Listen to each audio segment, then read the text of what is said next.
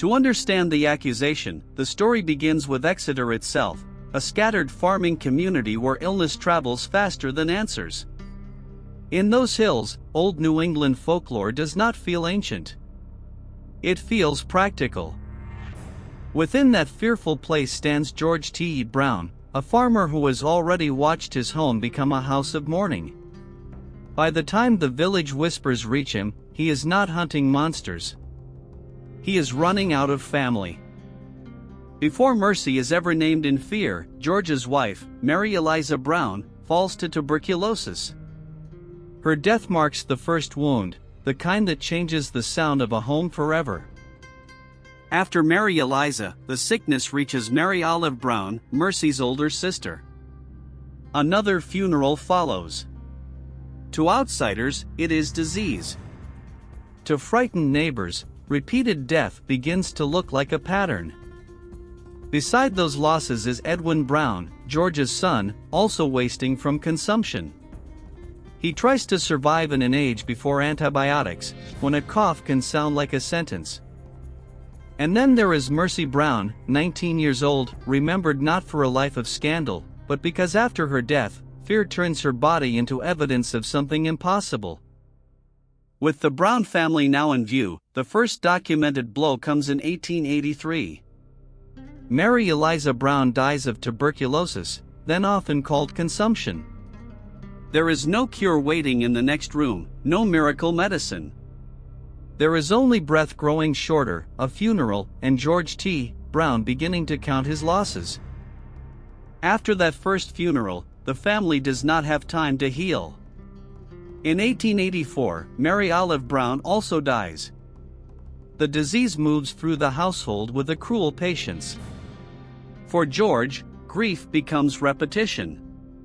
For Exeter, repetition becomes something people begin to talk about in lowered voices. As those deaths settle over the farmhouse, Edwin Brown begins to fail as well. Like many tuberculosis patients of the era, he seeks relief in a different climate, but hope cannot outrun the infection. When he is still declining, every cough inside the Brown home sounds like the next grave being dug.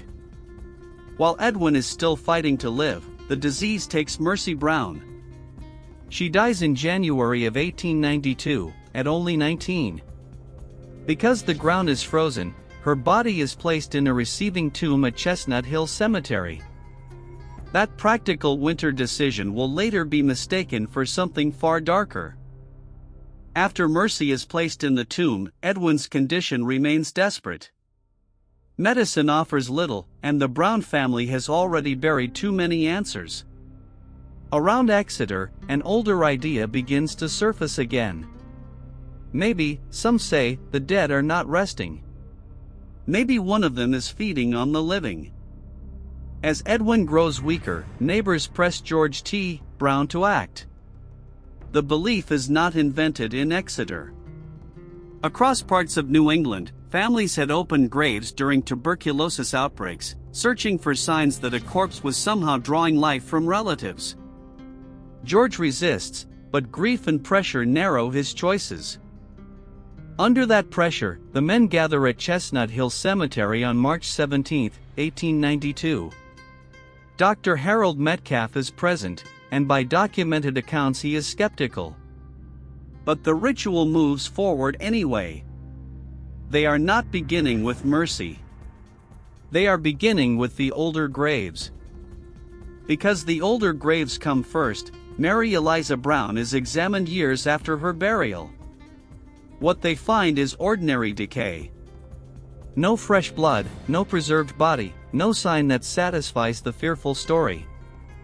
The first grave gives them nothing but the hard fact of death. When Mary Eliza gives them no answer, they move to Mary Olive.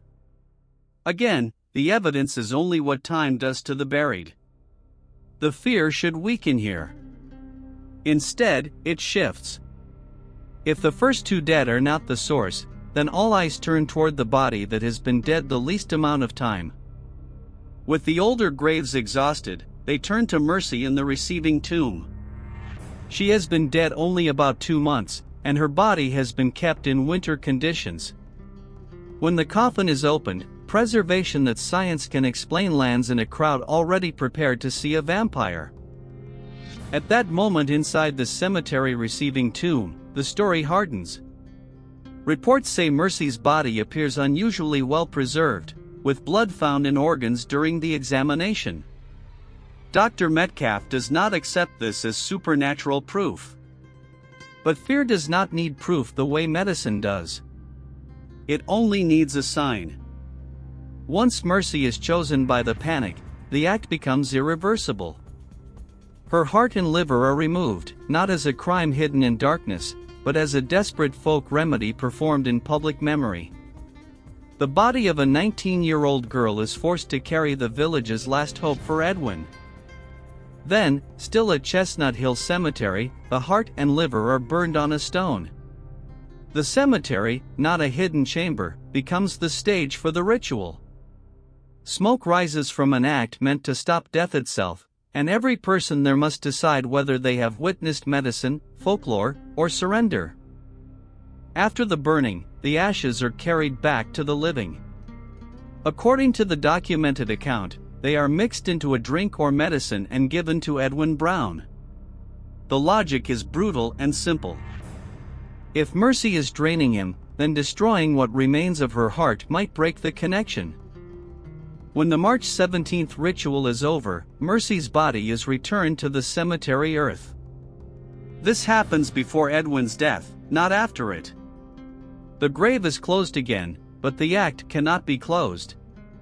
Something has been done in public that no later explanation can fully soften. Even after the grave is closed, Edwin does not recover. On May 2, 1892, he dies. The ashes do not save him. The suspected vampire is already back in the ground, and George T. Brown is left with the terrible arithmetic of the case. Wife, daughters, son, all gone. After Edwin's death, the story does not stay buried with the Browns. Newspapers report the exhumation, and the Mercy Brown case enters a wider American memory of the New England vampire panic. Later writers connect it to vampire literature, including possible influence on Dracula, though that link remains suggestive rather than proven. As the decades pass, Mercy's grave becomes more than a family burial place. It becomes a destination for the curious, the frightened, and the skeptical. Modern explanations point to tuberculosis, winter preservation, and folklore. Yet the image remains almost unbearable. A dead girl blamed for the disease that killed her.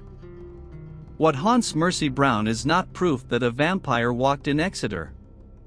It is the documented certainty that fear made mourners open graves, burn a daughter's heart, and still lose the son they try to save. If this story gave you chills, like the video, subscribe to the channel and tap the bell so you do not miss the next one.